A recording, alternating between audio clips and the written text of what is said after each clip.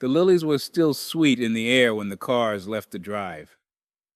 Westport light, thin, respectful after a funeral, fell across the oak of my reading desk.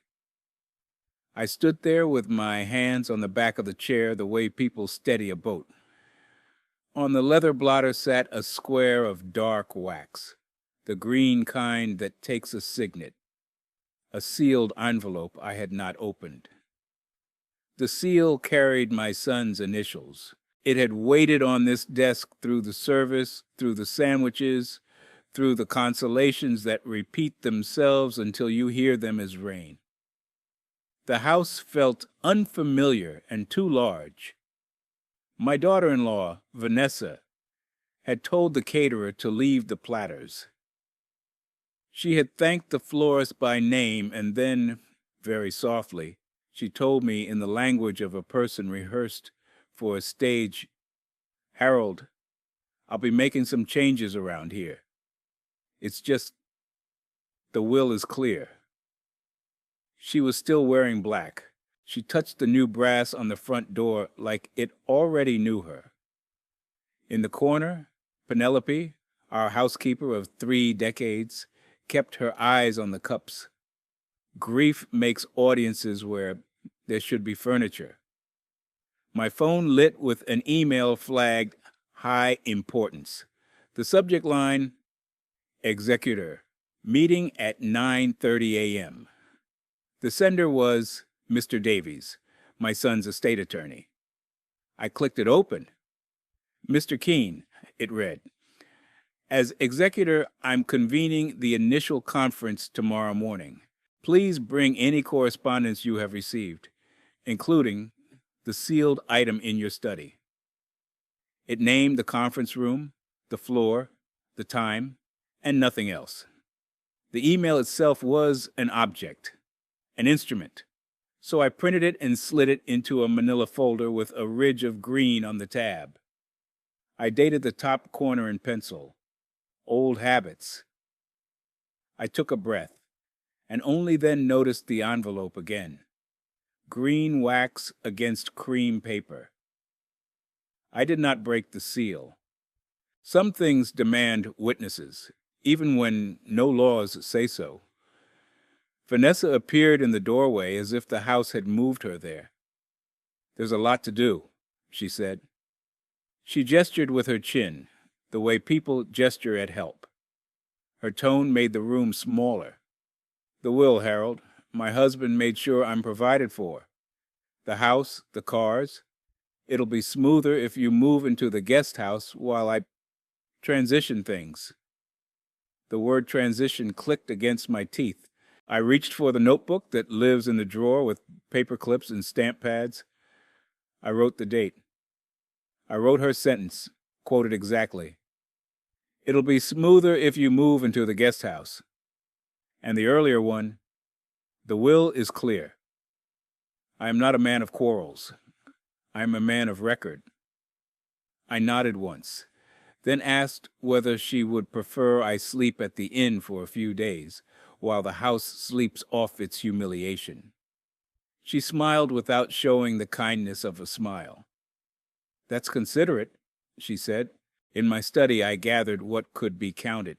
The will, cotton paper that drinks ink, the embossed crest of my son's firm on the corner, the pages that whisper against each other when turned, the sealed green envelope, the executor's email, printed and clipped.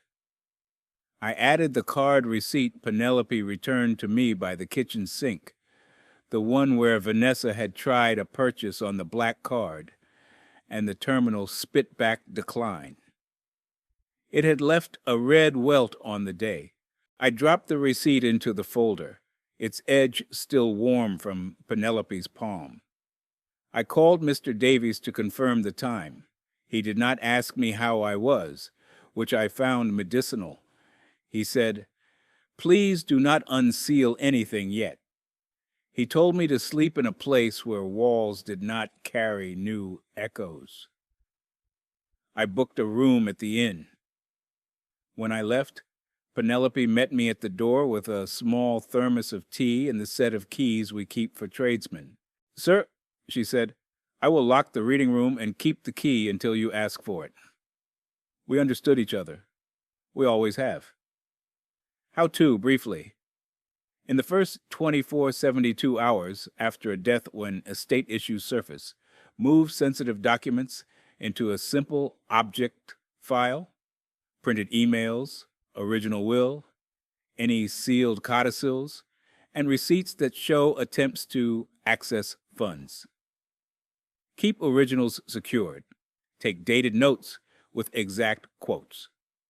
This is not legal advice. Consult a local professional. The conference room was too cold, and the table too kind to glass. Mr. Davies sat at the head with a yellow legal pad and a fountain pen that did not scrape. To his right, Nora from the trust department, the sort of professional whose eyes know columns. To his left, my daughter-in-law in an impeccable black knit and the calm of a person who has practiced calming herself. A tray of water sweated into linen. Davies began as men begin in rooms where signatures have lived. He identified everyone for the record. He opened a thin binder that smelled like new plastic and read from a page with bold lines. Fiduciary duties of the executor and any trustee, notice to beneficiaries, inventory requirements, and a reminder that no contest clauses exist and will be enforced. He looked at Vanessa and then looked away, which is a legal way to look at someone. Nora slid a sheet across the table, a list of accounts titled in the name of the estate and a trust my son had named in his will but not yet funded. She spoke without decoration. Pending administrative costs, we recommend a temporary asset freeze on discretionary accounts, except for routine payments. This prevents unauthorized depletion and preserves the court's view. She glanced at Davies, who nodded. "We can notify the bank today," she said, "and issue letters to vendors that any changes to household contracts should be paused." Vanessa's jaw found a new angle. "My husband left me the house," she said carefully. "There's no reason I should be inconvenienced." On the last word, the table felt like it had heard it before and did not applaud. Allen, a CPA with the kind of tie that does not risk poetry, joined by phone. He laid out what he would do in sentences as short as cash. 30-day spend analysis, deposits versus withdrawals, vendor contracts flagged. "Think of it as a cash flow X-ray," he said. "I'm looking for fractures." The line clicked, then went quiet. Davies asked me to place the will on the table. I laid it out like a map. The cotton paper sat with a gravity no PDF nose. He read certain paragraphs aloud. The house described as real property, devised to the spouse, a clause on conduct unbecoming that sounded moral without pretending to be law, the appointment of himself as executor, a friend as alternate. Then he looked at the green envelope. "This," he said, "appears to be a sealed codicil. It updates a portion of the will. We will not open it until we have an exact moment, the correct hands, and a record. For now, it remains sealed." He placed the envelope on a separate sheet of paper as if envelopes can catch colds. We made calls. Nora drafted letters to the bank, temporary holds, a request for confirmations when locks were placed. I initialed where I should, dates that would one day let me live inside a sentence that began on or about. Davies transcribed the time I slid the green envelope back into my folder and the fact that it remained sealed. He asked if there had been any statements in the house that suggested the will meant more than it said. I opened my notebook, read the exact words I had written from Vanessa's mouth, and then closed the notebook again. When the meeting ended, I did not go home. I went to the inn and stared at the ceiling that had never seen my family. I slept enough to wake. How to? Briefly. At the first attorney meeting, ask for a read aloud of key instruments. Request written summaries of fiduciary duties. Authorize temporary freezes on discretionary accounts. And keep any sealed codicils sealed until a formal opening. This is not legal advice. Consult a local professional. The next days filled themselves with paper. Nora's letters went out in envelopes with windows. Asset freeze confirmations came back, stamped, and unromantic, the way good decisions look on arrival. Alan emailed a preliminary chart that tried to be a calendar and a pulse at once. Payments stacked against a sudden appetite for a sports car, deposits that moved like a tide at slack. At the house, Vanessa walked rooms with a designer who took pictures of the molding as if it were an illness. Penelope trailed with a clipboard, which she did not pretend was anything but a witness. A courier arrived with a bolt of fabric. The doorbell chimed and chimed like it was learning a new name. I chose not to attend any tour of my own halls. I chose to count. I laid the freeze confirmations out on the bed at the inn, corners aligned. I printed the emails from Nora.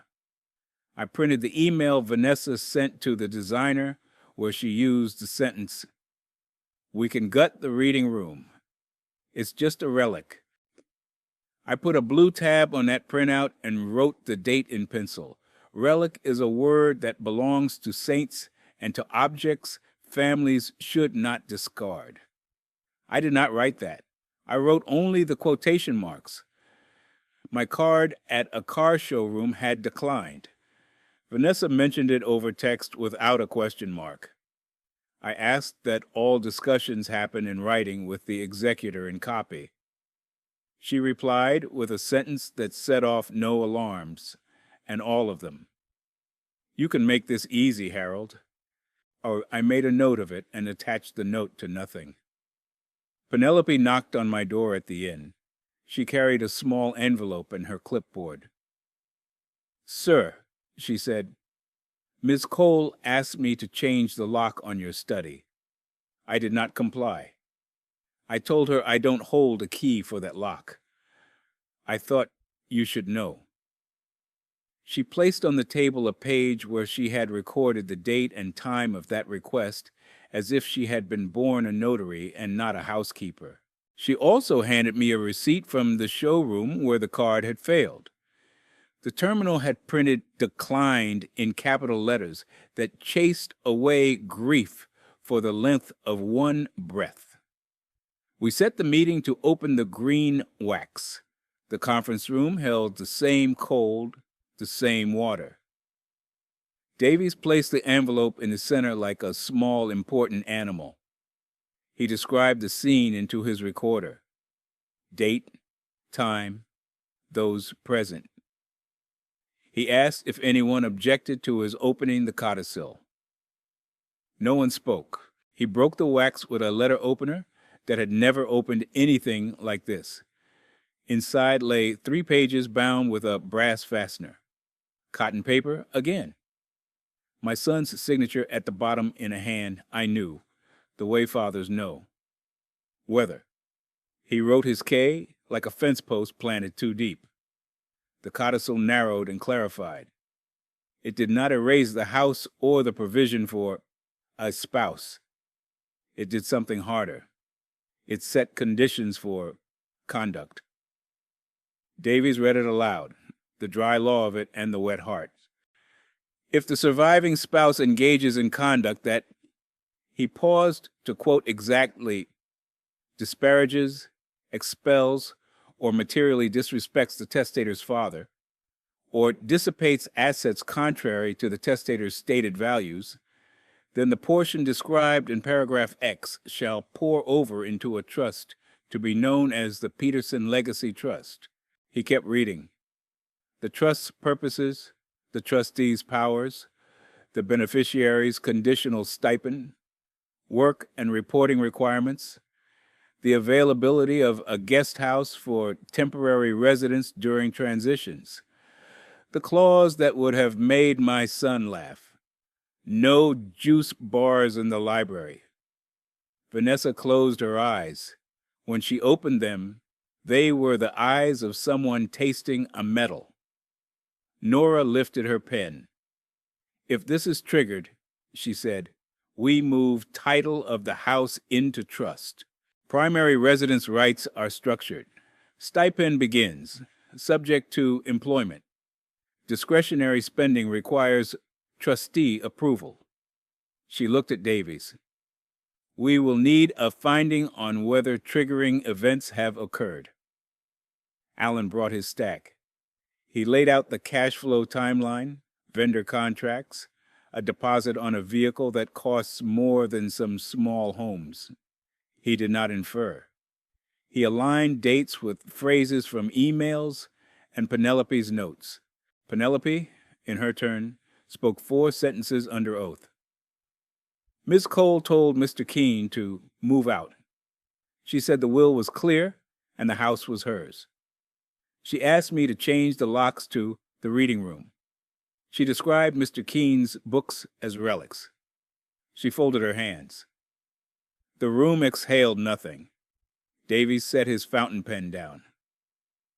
Mrs. Cole, he said with his voice's precise gears, instruments speak more cleanly than people do when they are grieving. The instrument here, opened properly, read into a record, requires us to act. We will transition the residence into the Legacy Trust, effective upon recordation. You will have the guest house and a stipend, conditional and monitored, while we complete the inventory. Mr. Keene retains reasonable access to the reading room in the home as a place of family history. He paused, then added, and this was not law. Dignity is in the terms. Vanessa's mouth trembled, then found a hard line. You can't do this, she said. He'll die in the guest house. It was a cruel sentence that arrived dressed in care. Davies looked at his pad. No one is dying today, he said. We are administering a will. I spoke once, and only once. We will do this in writing, I said. We will do this without shouting. We will keep the rooms that hold our names. It wasn't a speech. It was a boundary. How to, briefly. When a codicil is discovered, ensure a formal, recorded opening with all necessary parties, then ask counsel to read key triggers aloud. Align potential triggering conduct with dated notes, emails, and witness statements. If asset freezes are appropriate, request written confirmations. This is not legal advice. Consult a local professional. The afternoon was a stack of signatures. Davies drafted a letter summarizing the codicil's effect and the temporary plan. Title movement into trust, guest house occupancy, stipend terms, household spending pause. Nora prepared notices to vendors rescinding unauthorized changes. The bank cued a confirmation that felt like a door latch. Allen scheduled a full inventory with a clipboard and a tone that disinvites performance. Back at the inn, I opened the manila folder and added the new things. The codicil copy, stamped, Nora's asset freeze confirmations, a printed email thread titled Executor Instructions. I wrote on a sticky square, no one is dying today. I stuck it to the inside flap so I would see it when my hands shook. I walked past the harbor where boats know how to wait without inventing storms. In the distance, the house was a silhouette against a sky trying to remember its blue. I thought about how my son had signed his K. I thought about the envelope's wax hardening in the shape of a boundary long before heat met it today. Grief is a tide, yes, but paper, properly tended, is a jetty. How to, briefly, after triggers are established, ask your team to issue a clear written plan, title changes, occupancy terms, spending rules, and to notify banks and vendors in writing. Build a single, organized file with copies of every document and a dated log. This is not legal advice. Consult a local professional. The morning after the opening, the house sounded like a museum before hours. Footsteps were measured. Pens clicked like small metronomes. Alan walked the rooms with an inventory sheet, calling out objects so the air could hear them. Baker's rack, brass, first edition, Conrad, cedar trunk, oil on linen, unsigned. Penelope followed, logging each item with the care of a person who has dusted them for half a life. Nora, precise as weather, sat up at the dining table with a laptop and a stack of forms whose only ambition was to be correct. I moved my few things from the inn into the guest house at the back of the property. Shirts, a shaving kit, the green tabbed file that had become a spine. Penelope had left a kettle on the counter and a folded note. Sir, the window sticks when it rains. Lift, then push. She had also placed, on the small desk, the codicil copy with a paperclip, and underneath it, a single sentence handwritten on a card. Dignity is in the terms. I traced the paperclip with a finger. It held without needing glue. By noon, the notary arrived in a navy blazer that meant business. Davies read the deed transfer language slowly, like a pastor refusing to hurry a vow. Title would move from the estate to the Peterson Legacy Trust upon recordation. The trust's rules would hold it in place like anchors in water that shifts. He asked for my signature where my signature belonged, and his pen left a clean groove. Vanessa signed in silence when her turn came, eyes on the desk's grain. The notary stamped each page, the seal biting the paper so even fingertips could read it. There are rooms where winning makes noise. This was not such a room. This was a room where procedures line up until they are a bridge. When it ended, Nora handed Vanessa a folder, stipend terms, and spoke with kindness that didn't bend. Beginning the 1st of next month, a $2,000 stipend will be deposited into the account we designate. It requires employment. Any honest work qualifies. And monthly reporting. Household discretionary spending is paused pending inventory. You have a right to the guest house during the transition period, as detailed here.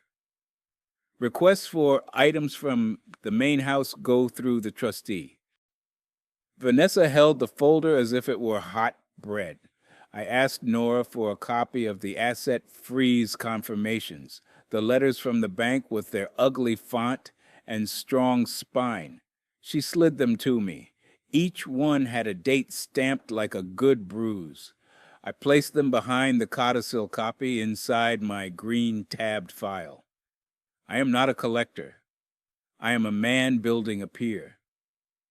That night, the guest house had its own weather. The small lamp made a cone of gold on the desk. I opened my notebook and wrote sentences that were more like railings, spoke only in writing regarding money, kept the door open for conversation when paperwork was not in debate, remembered to eat, remembered to sleep. The harbor lights blinked, a patterned boats believed. How to, briefly. Once instruments are in motion, insist on written terms. deed transfer, freeze confirmations, stipend rules, and keep stamped copies. If a guest house or similar arrangement is part of the plan, request written occupancy terms and a simple system for property access requests. This is not legal advice. Consult a local professional. Days became rows of steady actions. Allen returned twice to verify a figure, and each time his pencil gave the satisfying click of something landing at the right length. Penelope produced a key handover sheet that balanced fairness and memory. We stood in the foyer, and she placed on the table a shallow tray. Into it went labeled key tags: library, trustee, study, trustee, guest house, beneficiary, garage, trustee, garden gate, shared. We signed our names that we understood, that we agreed to the geography of access. Nora drafted a letter to vendors rescinding the redecorating contracts that had stacked like storm clouds. The designer wrote back with a brittle politeness, promising to bill a cancellation fee and then perhaps realizing that the fee depended on the oxygen of a solvent client, folded the tent. The showroom returned a deposit not by remorse, but by necessity. The bank's document, funds held pending review, was a language of its own, a grammar of limits. I filed each paper in the order of its birth. The green-tabbed file thickened like a fair summer. Vanessa moved into the guest house the next week. It had good windows and decent light, and I had lived in worse when I was a younger, prouder man. She passed me in the hedge path once and said, "This feels like exile." I did not answer the metaphor. "The stipend begins next week," I said. "Nora will send the reporting template." Her look had a flicker of flame, and then it went to smoke. We did not talk about grief. Grief was a third person we allowed to be in the yard without acknowledging. At the bank, a teller who had worked there so long that she knew everyone's pebbles asked for my signature on an updated signature card for the trust account. The card was thick and resistant. I signed with the K my son had inherited, though I placed mine less deep in the ground. Nora slid across the table a slim binder, Trust Administration Guide, and told me to keep it with the codicil copy. "Live by the tabs," she said, half smiling. Administration, distributions, reporting, records. It was a liturgy I could keep. On a Friday, the district attorney's office sent a letter acknowledging receipt of the referral from the executor. It said they would review whether any conduct rose to fraud or forgery, and that we would be contacted if they required statements. The letter did not promise fire. It promised process. I put it in the file. Behind a tab, I labeled with a small, clean word: review. The following Monday, Davies asked to meet in my reading room, ours again by paper and by agreement, to sign the final inventory and to speak the kind of words that close one chapter without breaking the spine for what comes next. We set the ledger on the table and initialed every page.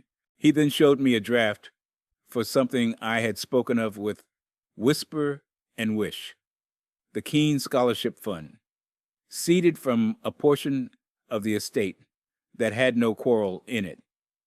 "We can title it under the Trust's charitable arm," he said. "Support tradesmen, mechanics, technicians, people who fix the world's working parts." I read the mission statement aloud. It felt like my son, in grease and laughter. We set a date for a small launch in the town library, the room with maps that smell like yesterday, The fund's checkbook would have rules that made it boring. Boring is the newly sacred. How to? Briefly. When the dust settles, channel energy into constructive, rule-bound tools. Charitable funds, clear budgets, employment support for anyone receiving stipends. Keep all communications in writing and maintain a single binder for records. This is not legal advice. Consult a local professional. The library event was not a gala. It was a table with a cloth and a stack of applications. Penelope baked shortbreads. Nora spoke exactly 6 sentences about the scholarship, none of which were adjectives. Alan shook hands with a machinist who had brought his daughter. I said my son's name once without the tremor that used to come, and then, to my surprise, it came anyway. A photographer took a picture that flattered no one and honored everyone who had put on a clean shirt to be there. After the last handshake, I sat in a chair by the travel section and watched the room pack itself away. Vanessa stood by the window, looking at the reflection of the stacks more than the street. She came over and fixed her eyes on a point near my shoulder. "I'm starting next week at the community center," she said. "Part-time admin. The stipend. I understand the conditions." She breathed once, shallow and deliberate. "I'm sorry for the words I used. I don't expect anything from that sentence. I just want it on paper." I nodded. "Thank you for choosing the work," I said. I added nothing about forgiveness or forever. We are rebuilding in increments measured by signatures and calendars. We established a rhythm. On the 1st of each month, Vanessa's stipend landed. By the 7th, her employment report and budget arrived in Nora's inbox, and Nora replied with a receipt and a note. Received and in order. No exclamation, no emoticon, just a small architecture of trust, built from dull materials. Penelope kept the reading room dusted and sometimes placed a cup at my elbow without speaking. The sacrament of service. The guest house grew echoes of its own. Vanessa planted herbs in the small bed by the steps and did not ask to replace the stone frog that had lived there since Margaret brought it home. Once I saw a library book on her windowsill about bookkeeping basics. The cover was unfashionable. It looked correct. We met in counseling twice, a compromise between what hurt and what helped. The therapist, a tidy person with a coin-sized pendant, asked us to make sentences we could use under stress. "I will discuss money in writing with third parties present. I will not use the house to win or to punish. I will ask for space before I make a claim." We wrote them down on index cards, and I kept mine in the same drawer as the codicil copy. It felt right that boundary sentences should live where instruments do. One evening, rain found the roof and made the old noise. I remember from nights when my son did homework under the pool table light. I unlocked the reading room and took out the envelope with the broken green seal. I pressed the broken wax between thumb and forefinger. Codicils are not magic.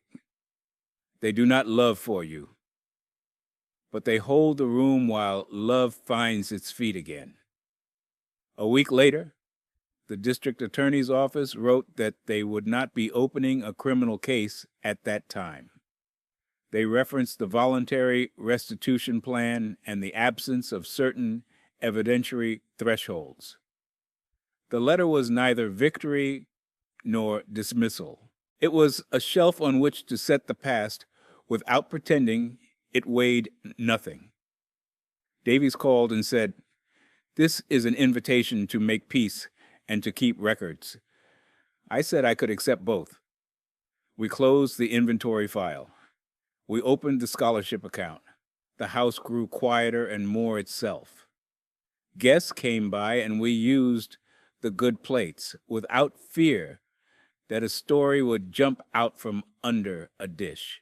On the anniversary of my son's birth, I placed his signet ring, the one that had pressed the green wax, on the shelf in the reading room where he once left his keys. Penelope walked by and touched the wood under it like a blessing. How to, briefly. Not every harm becomes a criminal case. If authorities decline to prosecute, anchor safety through civil tools, stipends with conditions, written restitution, and neutral oversight. Practice boundary sentences in calm times so they're ready for hard ones. This is not legal advice. Consult a local professional. I do not mistake paperwork for love. But I do know this. Words written in the right order and present at the right time can quiet a house poisoned by sudden power. The will on cotton paper. The codicil with a green seal. The freeze confirmations with their inelegant fonts. The deed transfer stamped by a notary whose seal leaves teeth. The stipend terms. The key handover sheet. The trust guide with its unfashionable tabs. The scholarship applications. A binder that holds it all, not as trophies, but as witness. Sometimes, after dinner, I walk the hedged path. If I pass the guest house and the light is on, I do not look in. The herbs smell like the possibility of a meal that does not hurt anyone. I sit in the reading room and open a book from the shelf with marginalia my wife wrote in pencil. She had a way of circling one sentence and writing yes. I find where her pencil rests beside a line. Build slow, build true. Quiet justice is not a climax. It is a practice. It is the habit of answering anger with a date, of answering entitlement with a copy, of answering despair with a plan measured in months rather than applause. It is a codicil opened with a witness. It is a stipend deposited with conditions. It is a key tray with labels no one can argue with. It is a foundation check written to a child who wants to be a machinist because machines, when well-tuned, keep us alive. On the night the first scholarship was awarded, I drove home by the long road so the house could grow large and then small again in the rear view, an old trick to measure attachment. I placed the certificate in a drawer with the other documents that don't know they are holy. I made tea. The rain worked at the gutters. Somewhere, a hedge animal breathed. In the morning, we would do what we have learned to do. Speak little, write clearly, and keep our hands where a witness can see them.